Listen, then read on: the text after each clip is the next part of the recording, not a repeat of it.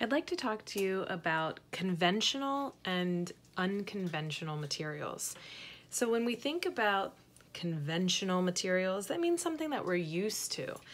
So in the art room, you might be used to seeing crayons, you might be used to seeing some Sharpie markers, water soluble or washable markers, erasers, pencils, some glue. Another thing that we think about when we think about art materials that we are used to having is watercolors or different kinds of paint. Maybe you have a whole bunch of colored pencils, pencil sharpeners. These are all considered conventional materials, things that we associate normally with doing artwork. We are in an unusual time, and we have to start being creative and thinking outside of the box. So I wanted to talk to you a little bit about gathering up some unconventional materials, some things that maybe you never really thought of using as an art material. So I'm going to show you kind of what I've been doing. I have a bag, just a big, giant bag, and this has been my little gathering bag.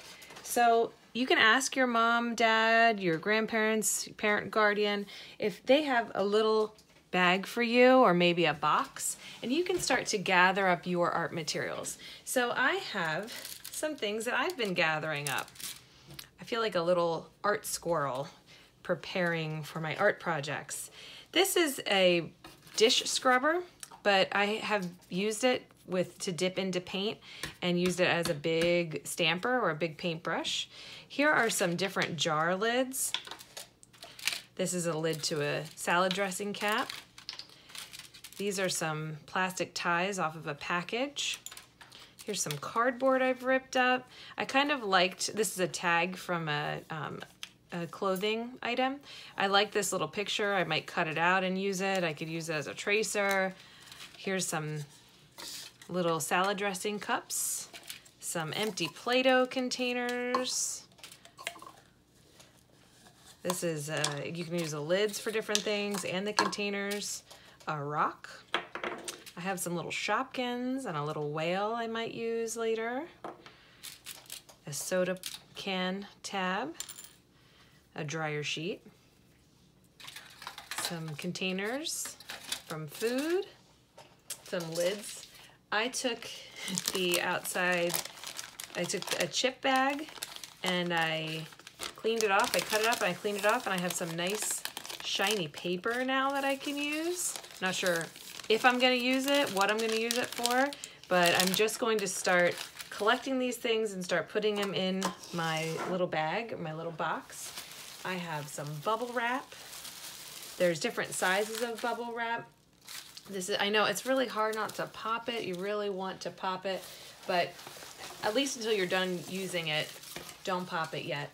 I have the inside of an envelope that was delivered to my house. This has some of the smaller bubble wrap, so I can cut this out and I can put this in my bag. I can use that.